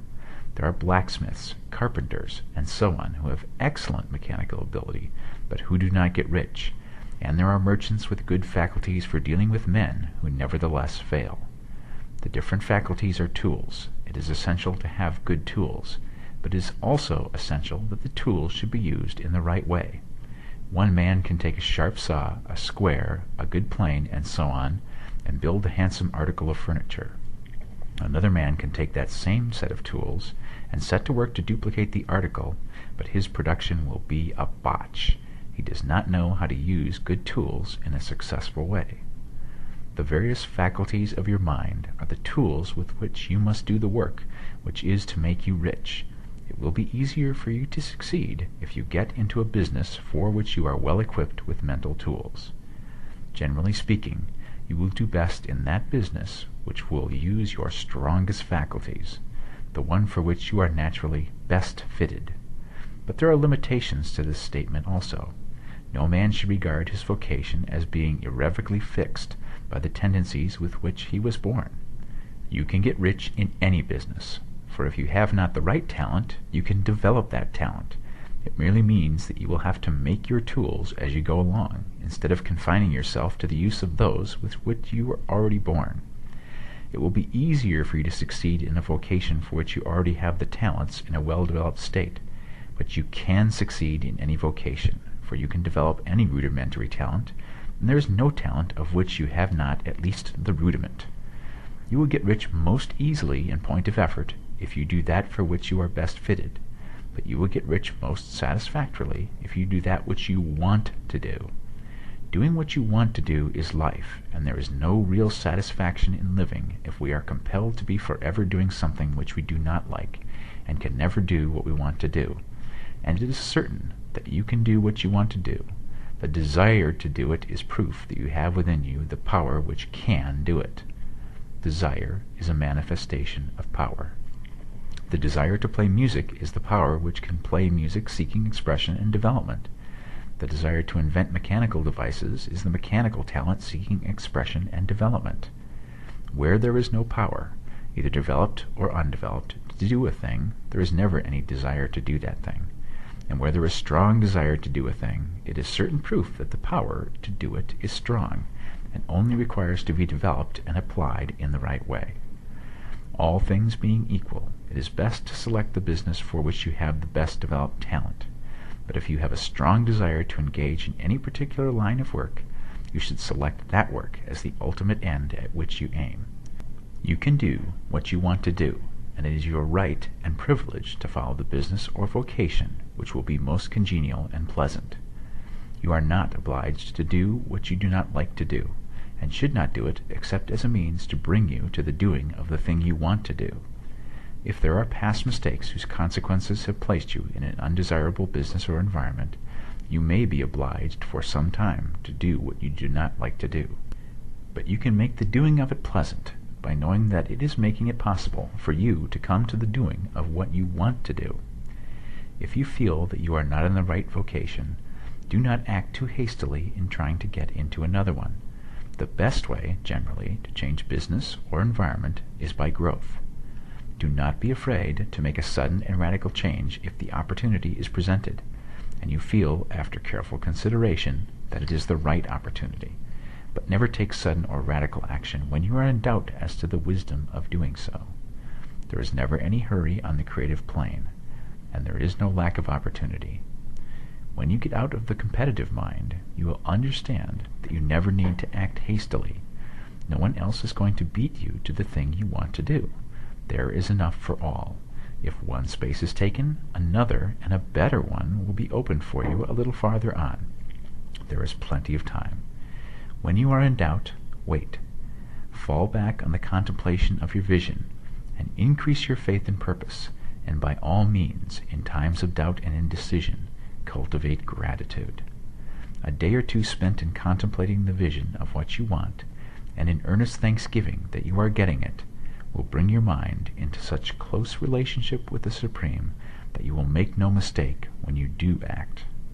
There is a mind which knows all there is to know, and you can come into close unity with this mind by faith and the purpose to advance in life if you have deep gratitude. Mistakes come from acting hastily, or from acting in fear or doubt, or in forgetfulness of the right motive, which is more life to all and less to none. As you go on in the certain way, opportunities will come to you in increasing number, and you will need to be very steady in your faith and purpose, and to keep in close touch with the All-Mind by reverent gratitude. Do all that you can do in a perfect manner every day, but do it without haste, worry, or fear. Go as fast as you can, but never hurry. Remember that in the moment you begin to hurry, you cease to be a creator and become a competitor. You drop back upon the old plane again. Whenever you find yourself hurrying, call a halt. Fix your attention on the mental image of the thing you want, and begin to give thanks that you are getting it. The exercise of gratitude will never fail to strengthen your faith and renew your purpose. Chapter 14. The Impression of Increase. Whether you change your vocation or not, Your actions for the present must be those pertaining to the business in which you are now engaged. You can get into the business you want by making constructive use of the business you already are established in, by doing your daily work in a certain way. And insofar as your business consists in dealing with other men, whether personally or by letter, the key thought of all your efforts must be to convey to their minds the impression of increase. Increase is what all men and women are seeking. It is the urge of the formless intelligence within them seeking fuller expression. The desire for increase is inherent in all nature. It is the fundamental impulse of the universe. All human activities are based on the desire for increase. People are seeking more food, more clothes, better shelter, more luxury, more beauty, more knowledge, more pleasure. Increase in something, more life. Every living thing is under this necessity for continuous advancement. Where increase of life ceases, dissolution and death set in at once. Man instinctively knows this, and hence he is forever seeking more. This law of perpetual increase is set forth by Jesus in the parable of the talents. Only those who gain more retain any. From him who hath not shall be taken away even that which he hath. The normal desire for increased wealth is not an evil or reprehensible thing. It is simply the desire for more abundant life. It is aspiration. And because it is the deepest instinct of their natures, all men and women are attracted to him who can give them more of the means of life.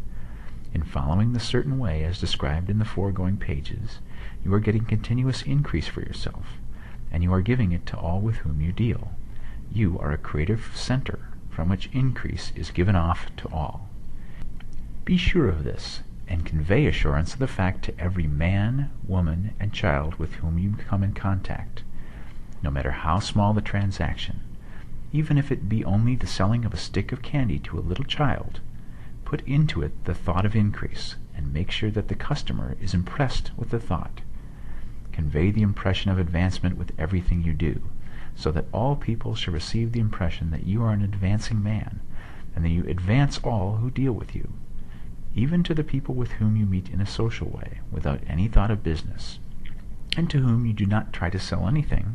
Give the thought of increase. You can convey this impression by holding the unshakable faith that you, yourself, are in the way of increase, and by letting this faith inspire, fill, and permeate every action.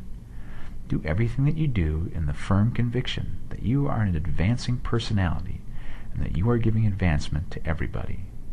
Feel that you are getting rich, and that in doing so you are making others rich, and conferring benefits on all.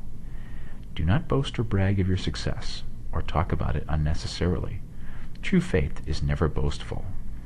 Wherever you find a boastful person, you find one who is secretly doubtful and afraid. Simply feel the faith, and let it work out in every transaction. Let every act and tone and look express the quiet assurance that you are getting rich, that you are already rich. Words will not be necessary to communicate this feeling to others. They will feel the sense of increase when in your presence, and will be attracted to you again. You must so impress others that they will feel in associating with you they will get increase for themselves. See that you give them a use value greater than the cash value you are taking from them. Take an honest pride in doing this, and let everybody know it, and you will have no lack of customers. People will go where they are given increase, and the Supreme, which desires increase in all, and which knows all, will move toward you men and women who have never heard of you. Your business will increase rapidly, and you will be surprised at the unexpected benefits which will come to you. You will be able from day to day to make larger combinations, secure greater advantages, and to go on into a more congenial vocation if you desire to do so. But doing all this, you must never lose sight of your vision of what you want, or your faith and purpose to get what you want. Let me here give you another word of caution in regard to motives. Beware of the insidious temptation to seek for power over other men. Nothing is so pleasant to the unformed or partially developed mind as the exercise of power or dominion over others. The desire to rule for selfish gratification has been the curse of the world. For countless ages, kings and lords have drenched the earth with blood in their battles to extend their dominions. not to seek more life for all, but to get more power for themselves. Today, the main motive in the business and industrial world is the same. Men marshal their armies of dollars and lay waste the lives and hearts of millions in the same mad scramble for power over others. Commercial kings, like political kings, are inspired by the lust for power. Jesus saw in this desire for mastery the moving impulse of that evil world he sought to overthrow. Read the 23rd chapter of Matthew and see how he pictures the lust of the Pharisees to be called master, to sit in high places, to domineer over others, and to lay burdens on the backs of the less fortunate. And note how he compares this lust for dominion with the brotherly seeking for the common good to which he calls his disciples. Look out for the temptation to seek for authority, to become a master, to be considered as one who is above the common herd, to impress others by lavish display, and so on. The mind that seeks for mastery over others is the competitive mind, and the competitive mind is not the creative one. In order to master your environment and your destiny, it is not at all necessary that you should rule over your fellow men, and, indeed, when you fall into the world's struggle for the high places, you begin to be conquered by fate and environment, and your getting rich becomes a matter of chance and speculation. Beware of the competitive mind. No better statement of the principle of creative action can be formulated than the famous declaration of the late Golden Rule Jones of Toledo, quote, "What I want for myself, I want for everybody." Chapter 15. The Advancing Man. What I have said in the last chapter applies as well to the professional man and the wage earner as to the man who is engaged in mercantile business. No matter whether you are a physician, a teacher, or a clergyman, if you can give increase of life to others and make them sensible of the fact, they will be attracted to you, and you will get rich. The physician holds the vision of himself as a great and successful healer, and who works towards the complete realization of that vision with faith and purpose, as described in the former chapters, will come into such close touch with the source of life that he will be phenomenally successful. Patients will come to him in throngs. No one has a greater opportunity to carry into effect the teaching of this book than the practitioner of medicine.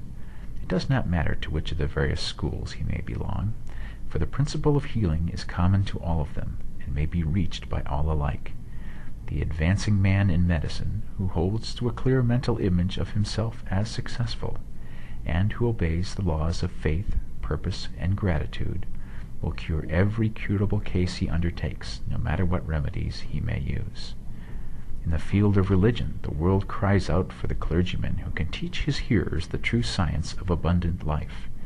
He who masters the details of the science of getting rich, together with the allied sciences of being well, of being great, and of winning love, and who teaches these details from the pulpit, will never lack for a congregation.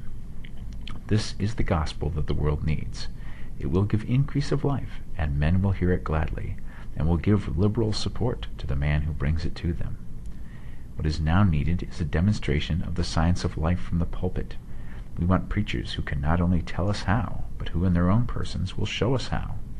We need the preacher who will himself be rich, healthy, great, and beloved, to teach us how to attain to these things, and when he comes, he will find a numerous and loyal following. The same is true of the teacher who can inspire the children with the faith and purpose of the advancing life. He will never be out of a job, and any teacher who has this faith and purpose can give it to his pupils. He cannot help giving it to them if it is part of his own life and practice. What is true of the teacher, preacher, and physician is true of the lawyer, dentist, real estate man, insurance agent, of everybody.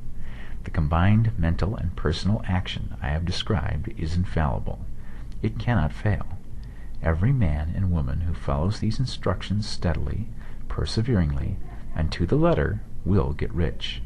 The law of the increase of life is as mathematically certain in its operation as the law of gravitation. Getting rich is an exact science. The wage earner will find this as true of his case as of any of the others mentioned. Do not feel that you have no chance to get rich because you are working where there is no visible opportunity for advancement, where wages are small and the cost of living high. Form your clear mental vision of what you want and begin to act with faith and purpose. Do all the work you can do every day and do each piece of work in a perfectly successful manner. Put the power of success and the purpose to get rich into everything you do. But do not do this merely with the idea of currying favor with your employer, in the hope that he or those above you will see your good work and advance you. It is not likely that they will do so. The man who is merely a good workman, filling his place to the very best of his ability, and satisfied with that, is valuable to his employer, and it is not to the employer's interest to promote him. He is worth more where he is. To secure advancement, something more is necessary than to be too large for your place. The man who is certain to advance is the one who is too big for his place and who has a clear concept of what he wants to be, who knows that he can become what he wants to be, and who is determined to be what he wants to be. Do not try to more than fill your present place with a view to pleasing your employer. Do it with an idea of advancing yourself. Hold the faith and purpose of increase during work hours, after work hours, and before work hours. Hold it in such a way that every person who comes in contact with you, whether foreman, fellow workman, or social acquaintance, will feel the power of purpose radiating from you, so that every one will get the sense of advancement and increase from you. Men will be attracted to you, and if there is no possibility for advancement in your present job, you will very soon see an opportunity to take another job. There is a power which never fails to present opportunity to the advancing man who is moving in obedience to the law. God cannot help helping you. If you act in a certain way, he must do so in order to help himself. There is nothing in your circumstances or in the industrial situation that can keep you down. If you cannot get rich working for the Steel Trust, you can get rich on a 10-acre farm. And if you begin to move in a certain way, you will certainly escape from the clutches of the Steel Trust and get on to the farm or wherever else you wish to be. If a few thousand of its employees would enter upon the certain way, the Steel Trust would soon be in a bad plight. It would have to give its working man more opportunity or go out of business. Nobody has to work for a trust. The trust can keep men in so-called hopeless conditions only so long as there are men who are too ignorant to know of the science of getting rich, or too intellectually slothful to practice it. Begin this way of thinking and acting, and your faith and purpose will make you quick to see any opportunity to better your condition. Such opportunities will speedily come, for the Supreme, working in all, and working for you, will bring them before you.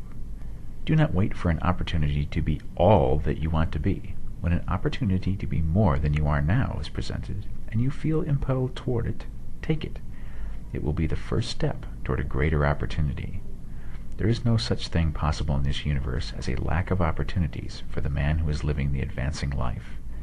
It is inherent in the constitution of the cosmos that all things shall be for him and work together for his good, and he must certainly get rich if he acts and thinks in the certain way. So, let wage-earning men and women study this book with great care, and enter with confidence upon the course of action it prescribes. It will not fail. Chapter 16. Some Cautions and Concluding Observations. Many people will scoff at the idea that there is an exact science of getting rich. Holding the impression that the supply of wealth is limited, they will insist that social and governmental institutions must be changed before even any considerable number of people can acquire a competence. But this is not true. It is true that existing governments can keep the masses in poverty, but this is because the masses do not think and act in the certain way. If the masses begin to move forward as suggested in this book, neither governments nor industrial systems can check them. All systems must be modified to accommodate the forward movement. If the people have the advancing mind, have the faith they can become rich, and move forward with the fixed purpose to become rich, nothing can possibly keep them in poverty. Individuals may enter upon the certain way at any time, and under any government, and make themselves rich. And when any considerable number of individuals do so under any government, they will cause the system to be so modified as to open the way for others. The more men who get rich on the competitive plane, the worse for others. The more who get rich on the creative plane, the better for others. The economic salvation of the masses can only be accomplished by getting a large number of people to practice the scientific methods set down in this book and become rich. These will show others the way and inspire them with a desire for real life, with the faith that it can be attained, and with the purpose to attain it. For the present, however, it is enough to know that neither the government under which you live nor the capitalistic or competitive system of industry can keep you from getting rich. When you enter upon the creative plane of thought, you will rise above all these things and become a citizen of another kingdom. But remember that your thought must be held upon the creative plane. You are never for an instant to be betrayed into regarding the supply as limited, or into acting on the moral level of competition. Whenever you do fall into old ways of thought, correct yourself instantly, for when you are in the competitive mind, you have lost the cooperation of the mind of the whole. Do not spend any time in planning as to how you will meet possible emergencies in the future, except as the necessary policies may affect your actions today. You are concerned with doing today's work in a perfectly successful manner, and not with emergencies which may arise tomorrow. You can attend to them as they come. Do not concern yourself with questions as to how you shall surmount obstacles which may loom upon your business horizon, unless you can see plainly that your course must be altered today in order to avoid them. No matter how tremendous an obstruction may appear at a distance, you will find that if you go on in a certain way, it will disappear as you approach it, or that a way over, through, or around it will appear. No possible combination of circumstances can defeat a man or woman who is proceeding to get rich along strictly scientific lines. No man or woman who obeys the law can fail to get rich, any more than one can multiply 2 by 2 and fail to get 4. Give no anxious thought to possible disasters, obstacles, panics, or unfavorable combinations of circumstances. It is time enough to meet such things when they present themselves before you in the immediate present, and you will find that every difficulty carries with it the wherewithal for its overcoming. Guard your speech. Never speak of yourself, your affairs, or of anything else in a discouraged or discouraging way. Never admit the possibility of failure, or speak in a way that infers failure as a possibility. Never speak of the times as being hard, or of business conditions as being doubtful. Times may be hard, and business doubtful for those who are on the competitive plane, but they can never be so for you. You can create what you want, and you are above fear. When others are having hard times in poor business, you will find your greatest opportunities. Train yourself to think of and to look upon the world as something which is becoming, which is growing, and to regard seeming evil as being only that which is undeveloped. Always speak in terms of advancement. To do otherwise is to deny your faith, and to deny your faith is to lose it. Never allow yourself to feel disappointed. You may expect to have a certain thing at a certain time, and not get it at that time, and this will appear to you like failure. But if you hold to your faith, you will find that the failure is only apparent.